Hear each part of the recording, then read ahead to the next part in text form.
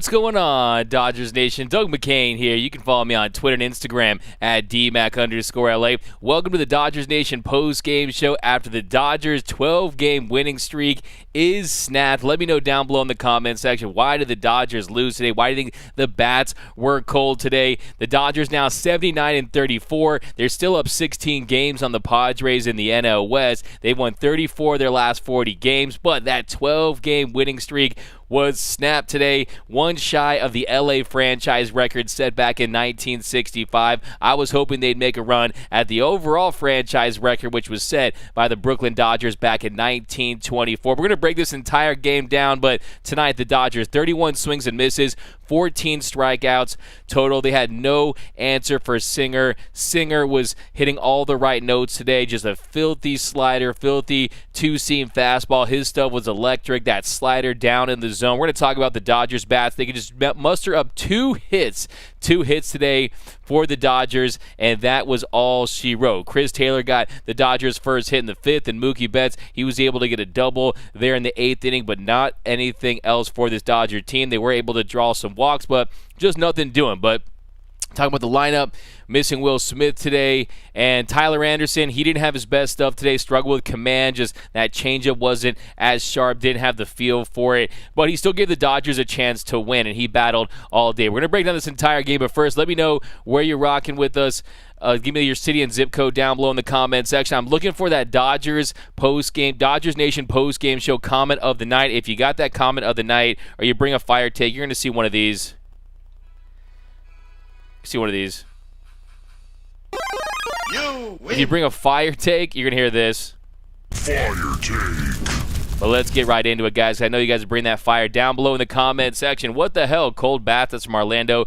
Trace Gallo Vargas It is what it is with Walters. Hey, man, you're going to blame this loss on Walters? Yeah, of course, he wasn't expected to really carry this offense or anything like that. And, yeah, he didn't look very impressive at the plate at all. He ends up going 0 for 3 with 3 strikeouts. So, yeah, he didn't do very much offensively. But this Dodgers team as a whole, 2 for 29, 14 strikeouts. They go 0 for 7 with runners in scoring position. They leave 7 runners on base. So, yeah, this Dodger team just wasn't able to get it done. And to me, this is one of those scheduling losses. I don't like brunch baseball, especially on getaway day. I was talking to my colleague, Mr. Eric Ulo, the host of the 3 Up, 3 Down podcast. We recorded a Lakers podcast yesterday. I was saying this just feels like one of those early morning losses, brunch baseball.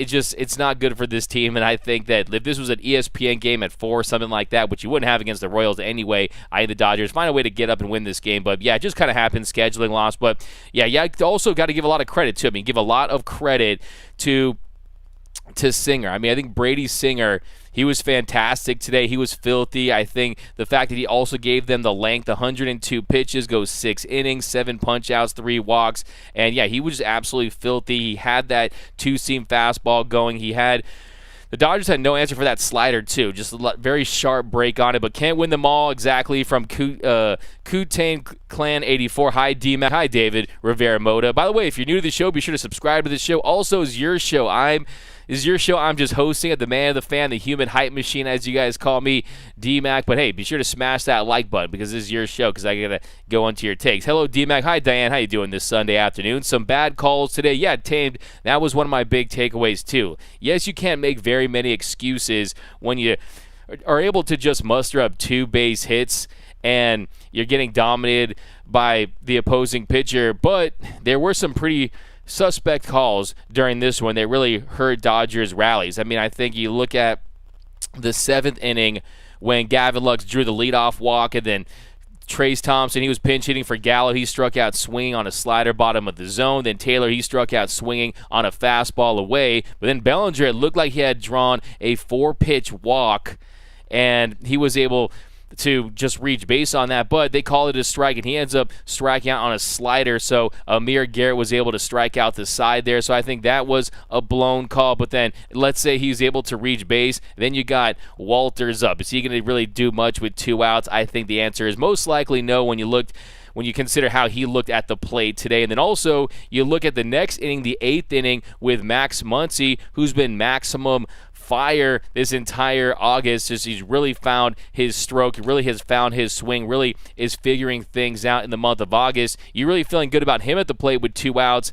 And then that inning, they had something cooking. Walters, he of course struck out to start the inning, but Betts, he was able to double and get the Dodgers' second hit of the day. And then Trey Turner, he flies to left for the second out. And then Freddie Freeman hustling down the line. He was able to reach base on a fielding error by Bobby Witt Jr. Betts was safe at third on the error, so the Dodgers had runners on the corners with 2 outs. Max Muncy at the plate, and he ends up striking out swinging. I think the first pitch of that at bat clearly was a ball that was called a strike. So, yeah, I think the umpiring today was not very good. It looked like that plate had wheels on it, and yeah, just wasn't very impressed by that as well. But here with time for a new winning streak, Perry Brooks. Yeah, all good things come to an end. We all wanted this streak to last forever, but it's honestly, at some point that they were going to have to lose a game, and today the bats just didn't have it. I mean, they were cold, and Singer was on. He was electric, and he was just shoving early throughout this game. And then Tyler Anderson, we're going to get into his outing too. He just didn't have his best stuff. I still think it was a valiant effort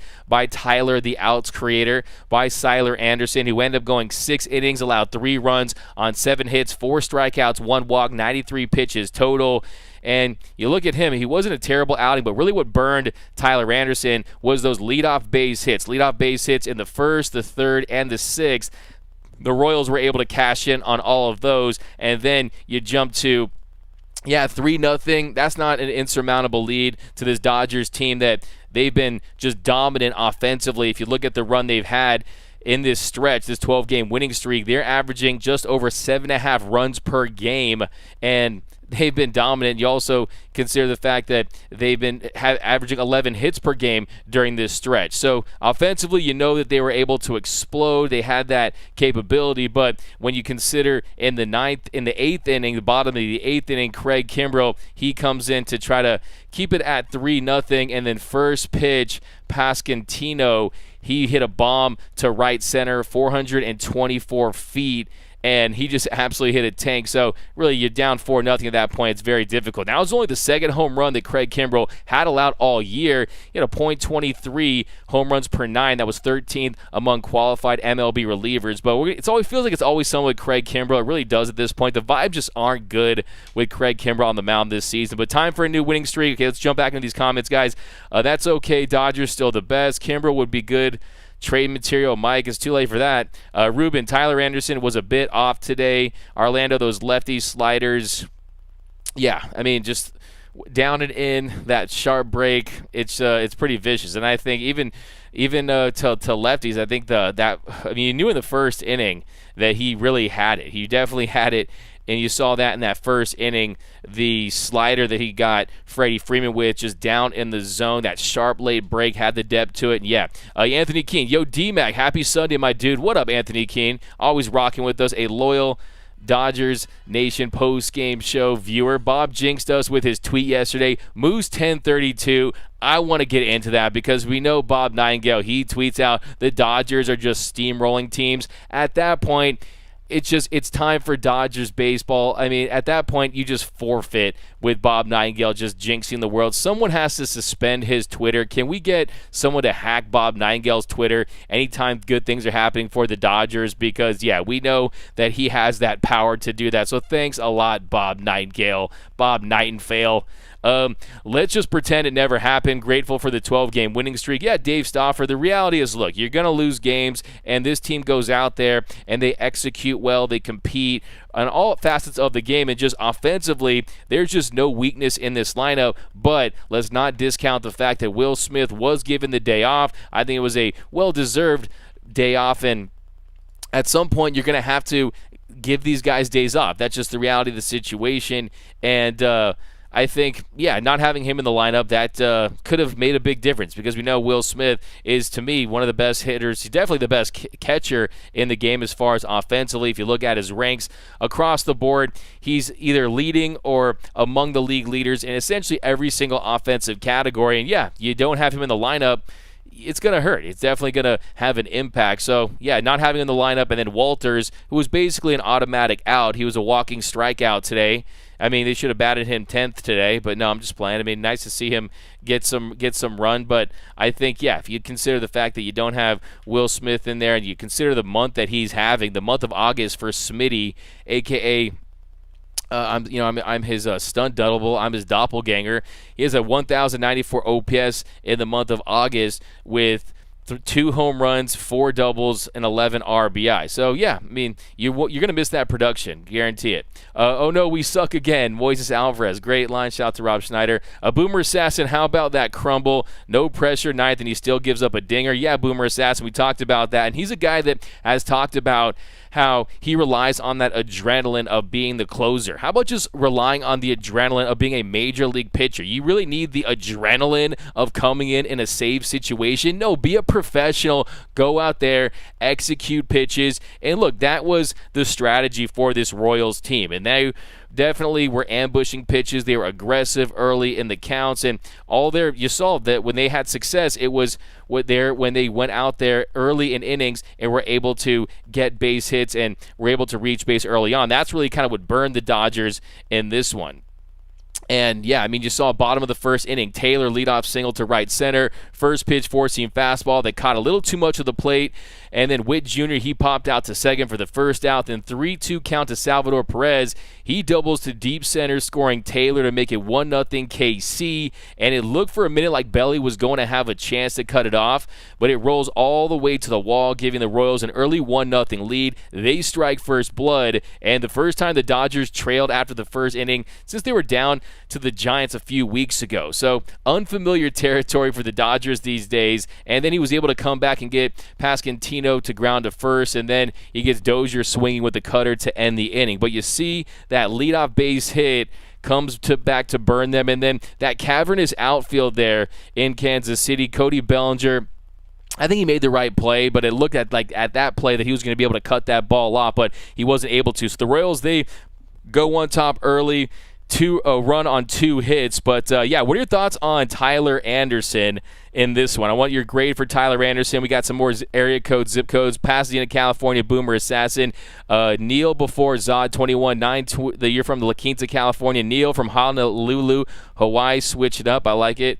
Mr. Cat, LOL, we made the Royals pitchers look like Cy Young contenders. Still, I'm not disappointed, D-Mac. We still have the best record in Major League Baseball. Yeah, you still have the best record in Major League Baseball. You're on pace to win 114 games. At that point, you could make a run at setting the all-time record with 116 games and match the 2001 Seattle Mariners. But at some point, you have to get some rest. And is it really going to be the best for this Dodgers team? One of my big questions is, would this Dodgers team be better off losing some games where you're not chasing that all-time record? I think that's a fair question at this point, because this team definitely, the issue last year for the Dodgers was trying to go out there and have enough in the tank. And last year they were on fumes. Last season, you saw they ran out of gas, and I don't want to run into a situation where the big story in Major League Baseball is the Dodgers' regular season record. 1 second. And they're just constantly trying to go after that. And yeah, I mean, to me, if they match the 1998 New York Yankees who won 114 games, I'd be cool with that. If they match the 2001 Mariners who won 116 games, the Chicago Cubs of 1906, they actually won 116 games and had the best winning percentage at 763 because there was 155 games that season. They went 116 and 36.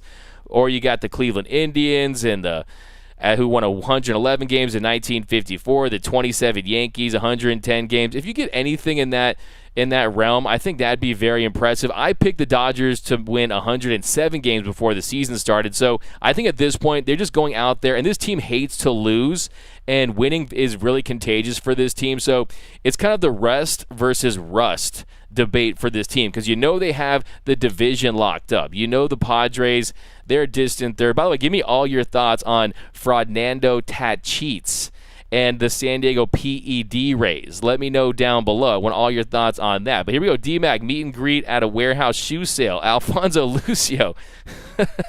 Hey, man. I don't know how big the turnout would be, but I'm down.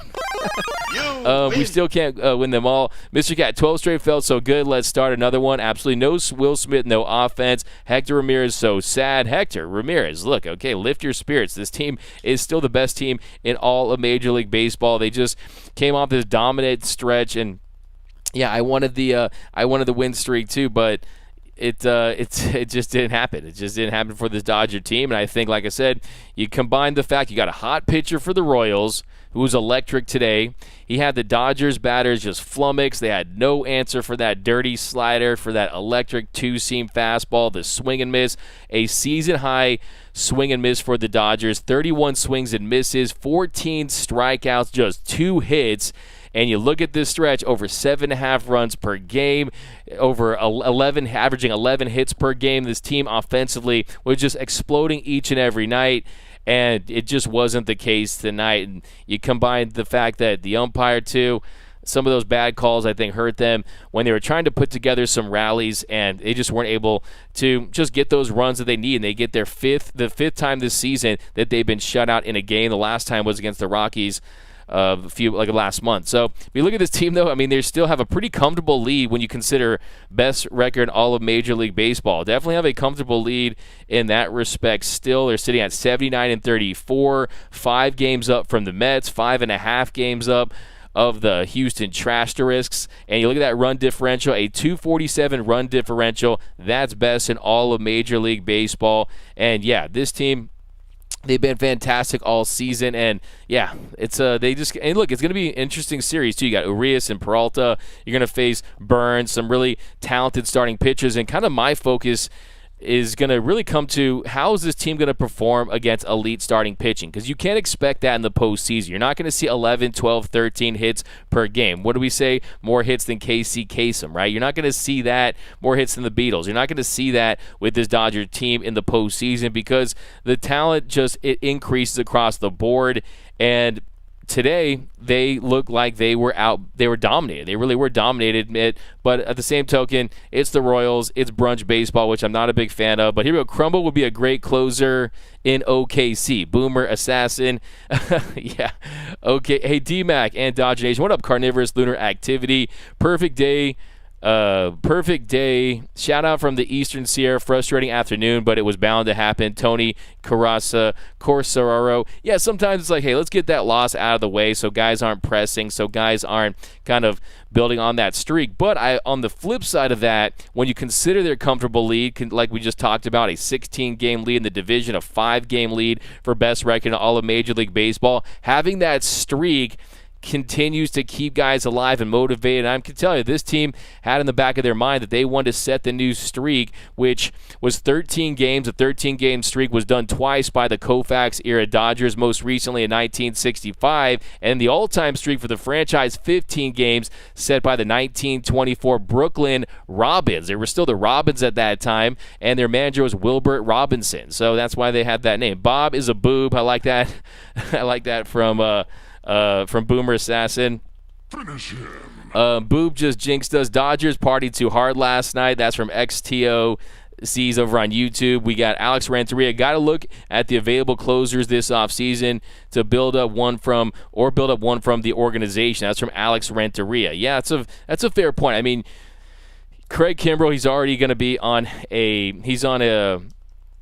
contract where it's going to be an expiring contract. So, hey, who knows? I mean, Kenley Jansen is still out there, and he signed a 1-year, $16 million contract. Wouldn't it be hilarious if they brought back Kenley Jansen, or maybe you see Brusdar Graterol take Salib. Blake Trinan's going to be back next season. So there are some internal options, and you know the Dodgers aren't going to break a bank on a closer. You won't see them sign a Liam Hendricks type closer or a Josh Hader or someone like that, where they go out there and give a closer a big bag. That's just not what this organization does, and I think that's a smart move because they're just too volatile. So I think it's rightfully the organization is smart in doing that. But here we go. Hopefully the Dodgers start their next winning streak. Who do you guys want to see as the Dodgers closer next season? I can sure as hell guarantee no one's going to say Craig Kimbrell. That's for sure. I think you guys are going to volunteer to drive Craig Kimbrell, or as I've dubbed him, Craig Crumble, to the airport whenever he's done with LA. But hopefully he turns it around. I still have a little bit of faith. I'm more optimistic than most of you guys when it comes to Craig Kimbrell because, yeah, for the most part, he's dealt with a lot of bad luck. I've called it the Murphy's Law season. What can go wrong will go wrong with Craig Kimbrell, whether it's just not fielding his position well in that Correa comeback of the other day or getting hit in the back with a line drive or just, balls finding grass. And, his BABIP is still top 5 in the league. But nice shirt, D-Mac. You like this shirt, World Famous Dodger Dogs? I wonder if there's a Farmer John one since it's a throwback. By the way, do you guys notice a difference, Farmer John versus the new Papa Candelas? I guess LLW. See, Kimbrell needs to go. He's a head case. That's from V-Track. Royals had ringworm. Oh, my goodness.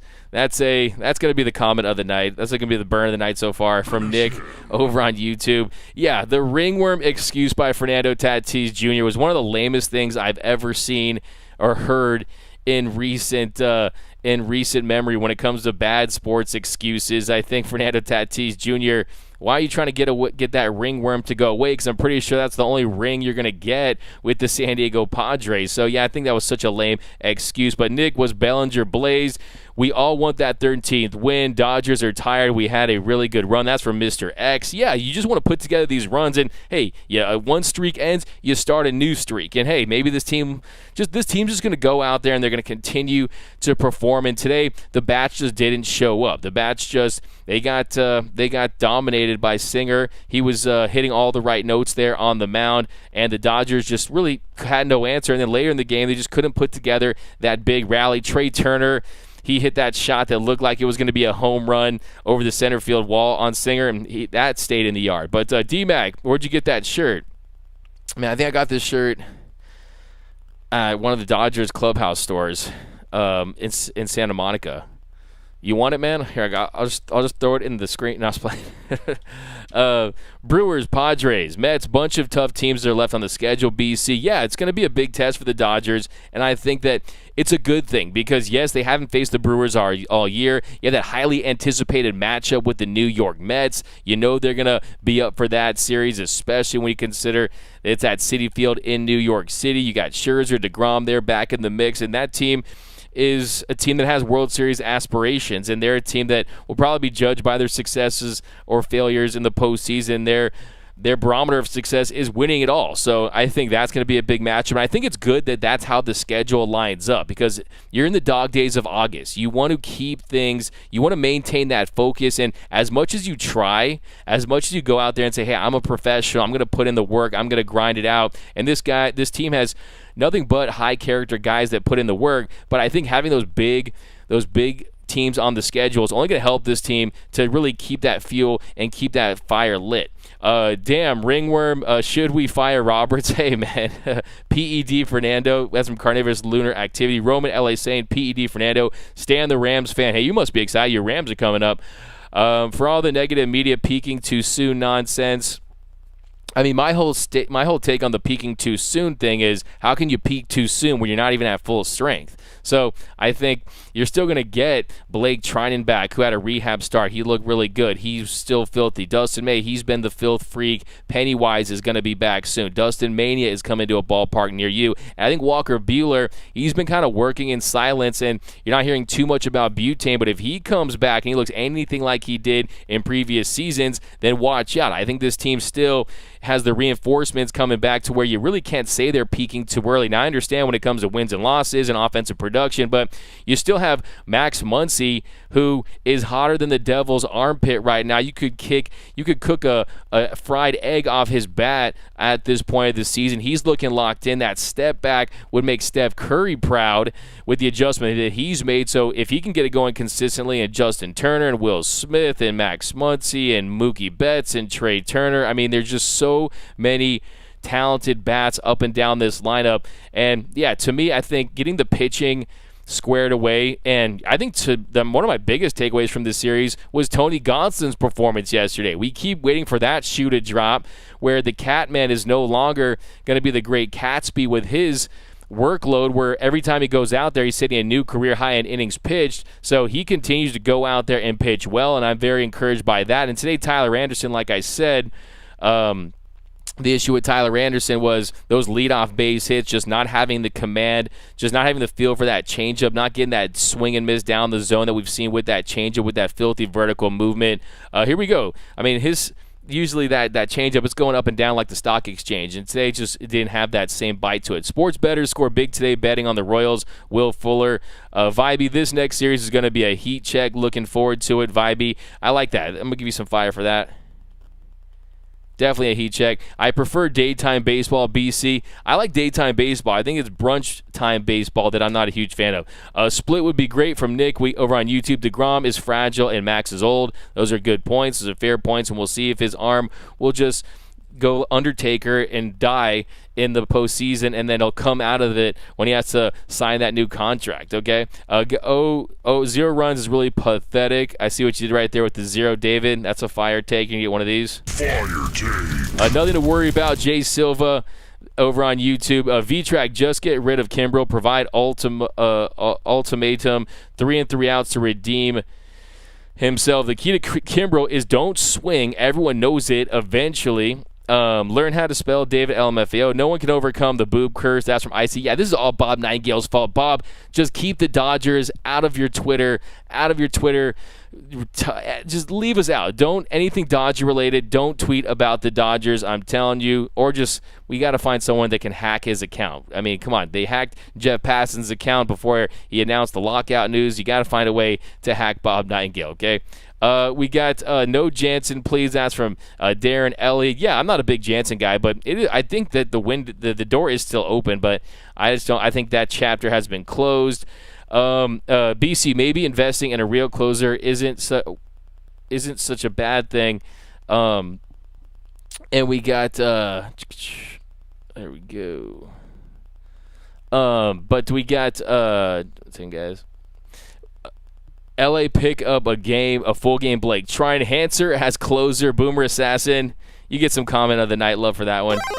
You win. Crumble gave up another cookie. Craig Osterberg. You guys are bringing the heat today. But yeah, I think one of the big issues too is Tyler Anderson giving up those base hits early in innings. So fifth time they've been shut out this season. You combine that with the fact that Anderson didn't have his best up. But let's talk a little more about his outing. So bottom of the first inning we talked about. Bottom of the second, he goes 1, 2, 3. He got Rooker to ground to third, Isbell to ground to first, Eaton popped to second. 1, 2, 3 on 10 pitches. And then bottom of the third, a little deja blue, because he allows a leadoff single to Lopez on a four-seam fastball. 0-2 count. Taylor singles to second, so back-to-back singles to start the third. And then Belly kind of looked like he might have had a shot to maybe die for that one, but he lets the ball fall in front of him, doesn't dive for it. I think that was a smart play for sure when you consider how big that outfield is, and when balls get past outfielders, they can really score a lot of runs and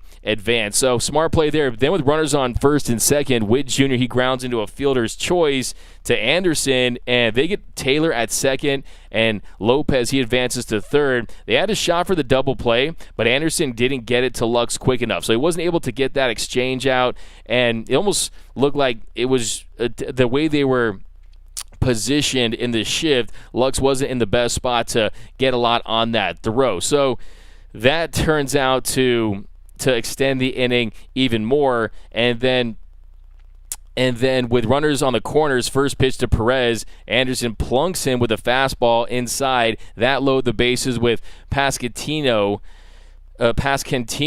and first pitch he singled to right. That scored Lopez to make it 2-0 Royals. Just a cutter that didn't have that bite, left it up. And then with the bases loaded, Dozier hit a chopper to third. Max Muncy fielded it, stepped on the bag at third for the first out, then gunned it to first to end the inning with the pitcher's best friend at double play. So really nice play by Max Muncy. So it could have really got out of hand in the third, but they don't get the double play with the comebacker with Anderson and Lux, but they are able to get the double play with Max Muncy. So then you go to the sixth inning, a 2-1 count, leadoff double to one second here, guys. back to the comment section. Singer falsetto was too high to make fly. We got Kimbrel is definitely a retiring veteran, so he needs to use his experience and outsmart the opponent. Yeah, the velocity is still there with Craig Kimbrel, but it's just not electric. It's not missing bats like we had seen it do for so many years with Kimbrel. And yeah, I mean, he doesn't have a very dynamic pitch mix. I mean, he goes curveball that he likes to work at the bottom of the zone, and then he's got the fastball. And for him, it's really the command. I mean, he really struggles with command out there, and when you see him struggling, he misses badly out over the plate, and guys are just getting to his stuff, and lots of balls in play, and really that's the issue. He's not going out there and dominating hitters and missing bats. Usually when you see him get out of the inning, you see multiple strikeouts, but it usually comes after hits and walks. So here we go. Edwin Diaz equals future Dodger closer. Wow, Michael, can you imagine Dodger Stadium with his entrance? That would be pretty amazing. But Pasquantino, he ends up getting a leadoff double on a 2-1 count in the 6th.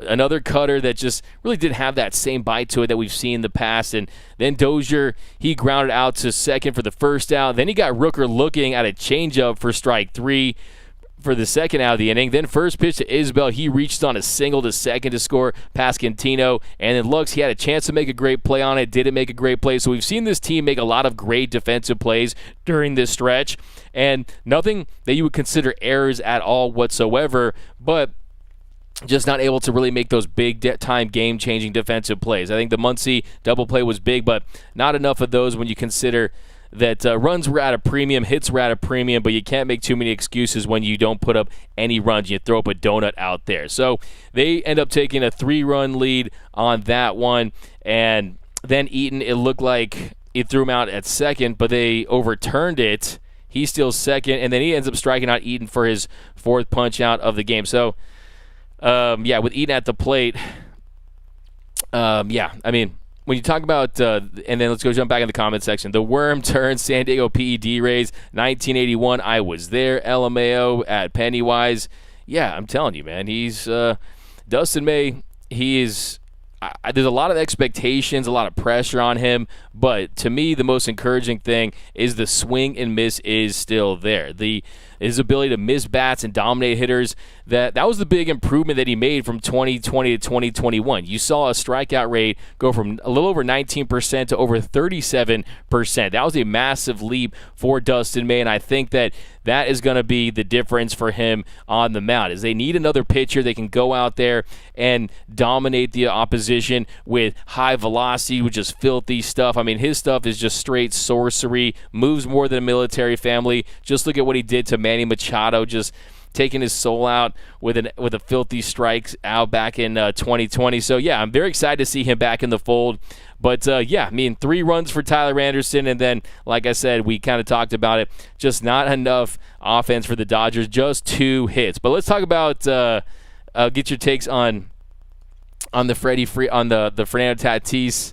Do you think the Padres are done? They end up winning today. They took 2 out of 3 from the Nationals. Do you think that he can ever recover from this? And also, do you think that the Dodgers could struggle against elite pitching in the postseason? Because I think that, to me, is my big concern for this Dodgers team is, yes, we've seen them during stretches where they beat up on pitchers, and yes, they have had success against better pitchers this season. There's no question about that. But we've also seen Max Fried have a lot of success against his Dodger team this year. We'll see some of these tests in the in the Brewers series, and then in the Mets series later this month. Will the Dodgers be able to get to some of these elite starters around Major League Baseball? Because really that's what it comes down to a lot of times in the postseason is, can you put together these rallies against some of the better arms in the league? And we know that you got the Frieds of the world and Scherzers and Jacob deGroms of the world they could face in the postseason. But here we go, back into the comment section. When does Pennywise pitch? He should be back next weekend. Don't open the box. We got LOL Fragile. Exactly, DMAG. Dodgers, number 1 by a mile from I don't know. I think Scherzer will catch ringworm too. That's from Mike Saldana. LMAO. Scherzer is a used car dealership. I like that one. Nick, you're just bringing Nick Shrunk over on YouTube. Yeah, I think with Max Scherzer, for him, it's the same rule that applies to the current Dodgers rotations. How fresh is he going to look in the postseason? We know that he's dealt with injuries this year that force him to miss time, and really it's a silver lining because Kershaw is the same way. He's missing time, and look, that's what it's really all about for these guys, because you know that when the adrenaline kicks in the postseason, they're going to just go all out to try to overpower hitters. And if you look at the year that Max Scherzer is having, I mean, a 1.93 ERA and 102 2/3 innings pitched. The strikeout numbers are still there, everything across the board. He's actually improved this year at keeping the ball in the yard. So I think Scherzer, he could be primed for a dominant postseason run for sure. Is ringworm hereditary? Interesting. That's from Mike Saldana. I have no idea. By the way, it's just wild when you think about the whole ringworm thing and Fernando Tatis Jr. just lying about it. I mean, that to me is almost worse. You know, it's the cover-up's always worse than the crime, and he is Fernando Tatis Jr. And you guys know on this show, if you've been watching for a long time, I'm not one of those Dodger fans that hates on Fernando Tatis Jr. I actually had a lot of respect for him, but I think now it's one that's the lie, and then it's also the cover up, and just, I mean, come on, man. Let's just be honest, bro. You took the Clostable. I mean, is that even how you say it, Clostable? Hey, like I was saying, yes, he's no longer the face of baseball, but now he's the face of Clostable. Anytime you see Clostable, Fernando Tatis Jr. will always be the first name that pops into your mind. But focus, please. Am I blurry? I fixed my camera. Out of focus, he is blurred. D-Mac is master of multitasking. It's I am a one-man band. I'm like Tom Petty up in this. I got the harmonica, the guitar. D-Mac, the camera needs to refocus. Bickford for closer over Kimbrel. Will W. I definitely disagree with you on that one. I think Phil Bickford, who I think, if you look at Club Dub, he is one of the best DJs in all of Major League Baseball on the ones and twos, just killing the game. But Phil Bickford, Phil Bickford, you look at the year he's having, definitely some regression. I mean, the FIP at 4.53, 11.22 WHIP, and to me, the scary thing about Phil Bickford, he's allowed 8 home runs in 41 innings this season. That's not what you want to see in the postseason. So, yeah, I think that his days could be numbered for sure when you look at some of the guys that are coming back. I mean, we haven't even talked about Victor Gonzalez or Danny Duffy or Tommy Kahnle, guys that could possibly come back and have an impact. But I think Yency Almonte is another big-time weapon for this Dodgers team, especially in a high-leverage situation. And he's dealing with a little bit of an injury right now, but it's nothing serious. So he's another guy that you could possibly have close out games. But, yeah, I mean, he's got the elbow tightness, which you don't like to hear, but he said that he's dealt with something similar in the past. But we missed Will Smith from Jay Silva. Bicky could use some sticky. That's from Boomer Assassin. I'm embarrassed. Edwin Rios can be the closer. Mike Saldana. Look, let's get Charlie Freeman to be the closer. Let's get Kershaw's kids to be the closer. Let's get Mookie's mom to be the closer. I mean, there's tons of viable options out there that aren't Craig Kimbrel. Look, I will go in there and get the final 3 outs if I have to, guys. Come on now. But no, I'm just messing with you. I think it's always a big topic of conversation, but the reality is that if you do want to optimize Craig Kimbrel, you have to give him that closer's role, because he has proven that he's atrocious in that setup role. Just look at the year he had with the Chicago Cubs compared to with the White Sox. Now, a lot of people out there think that's because he was a sticky stuff merchant, and today I saw him wiping his pants, and you saw a lot of the rosin, the dirt, and guys doing eight, and guys doing eight, and guys doing eight, and guys doing eight, and guys doing eight, and guys doing eight, and guys doing eight, and guys doing eight, and guys doing eight, and guys doing eight, and guys doing eight, and guys doing eight, and guys doing eight, and guys doing eight, and guys doing eight, and guys doing eight, and guys doing eight, and guys doing eight, and guys doing eight, and guys doing in this league. And they talked about it during the broadcast that he really comes to play and he brings it against the better teams in Major League Baseball. He had a really nice start against the Yankees, and today he had the Dodgers all kinds of off balance out there at the plate. He was singing, he was hitting all the right notes, and the Dodgers, they were off key at the plate. But this will drop the Dodgers back to third in the power rankings. Who cares about power rankings? I don't even really read power rankings. I mean, to me, that's just all internet clickbait fodder, whatever you want to say. Because to me, baseball this year, it's really becoming almost like college college football, I think, where I think last year was different. 2019 was different. You had the wild card team last year, had an 88-win Braves team. They got hot and they won it all. This year, I do think you're going to see the juggernauts kind of face off, whether it be the Dodgers, the Astros, the Mets. I think as long as everyone stays healthy, I think the reason why the Braves won last year, let's be honest, and I'm not making excuses. I don't make excuses. I just give explanations. But let's be honest. One, you look at games 1 and 2 of that series, the Dodgers, they had opportunities to score late. You had the Chris Taylor base running blunder. You had the Dodgers going with Julio Urias out of the bullpen, which was a massive mistake. Really, at that point, you could have gone with Brule, who was actually pretty solid late last year. So, and then also you consider the fact that Buehler, Urias, and Max Scherzer, they ran out of gas. They lost Max Muncy. You lose Justin Turner. The Dodgers, they would have beaten the Braves last season if they were at full strength. And yes, I get it. You can make the case that if the Braves had Acuna Jr. and some of the guys they were missing, that it balances out. But I still think a fully healthy Dodgers team beats a fully healthy Braves team no matter what. But it's not an excuse. And look, you got to give them a lot of credit and tip your cap. But I think this season the difference is going to be guys staying healthy. And if that's the case, I think you're going to see the better teams in Major League Baseball competing for the title when it's all said and done. So didn't we get Gallo for $5? Didn't we get Gallo for $5? Yeah, we got him for a full tank of gas and a half-eaten bag of Doritos. But D-Mac, I was in one of the Padres chats. This is from LLWC over on YouTube.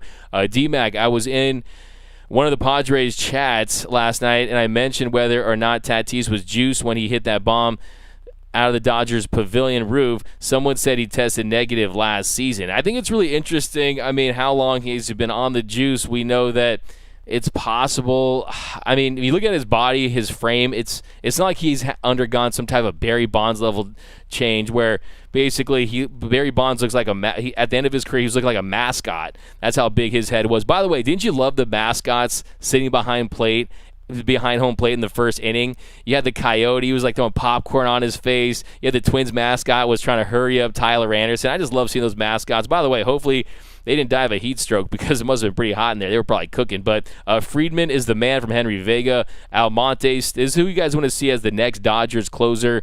Stan, the Rams fan, wants to see Almonte. Mark C. Kimbrel can't pitch a tight game in the postseason. Trinan and Gratterall come back ASAP. Yeah, that is going to be imperative for the Dodgers, getting those high leverage relievers back. Blake Trinan, a lot of pressure on him to come back and perform as well. He's missed tons of time this year, but I think he definitely, if you look at the highlights from his rehab start, the two seams filthy. You're seeing the adjustment he made throwing with the cutter, the slider, his whole mix, and that stuff plays up in the postseason, having a dominant reliever out there. And look, even he sputtered at times. I mean, you saw in the NLCS, he's the one who gave up that hit to Riley at the beginning of the NLCS late in the game that helped them win. So, yeah, I think he's a guy that has also performed well. But Clayton Lockhart, ringworm is the only way Tatis Jr. will get a ring in San Diego. Hey, Clayton, I stand by that. I mean, I really do.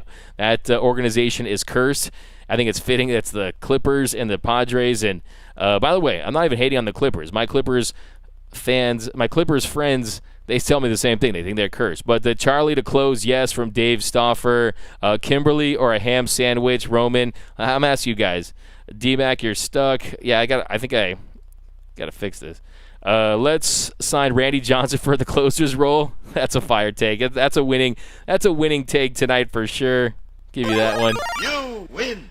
You're back. Remix, guys doing anything. Put Butts, part 2. D-Mac is a rap artist, EB. DJ D-Mac. Guys are doing Alamo put Butts. Oh, no, it was one of those things, again, where it glitched on me, where I said put Butts. That's Put Butts part 2, glitch in the Matrix. D-Mac sampling himself, LOL. Oh, man, I can only wonder what that looked like. But D-Mac sounded a little special right now. Oh, goodness. Juice Narrows. Joseph Verlando's brother is going to drop us to 10 again and keep his brother's Trastros at 1, LOL. Look, I mean, if you look at the power rankings right now, no one will want to play the Dodgers. I mean, come on now. I mean, I think the power rankings, when you consider the run this Dodgers team has been on,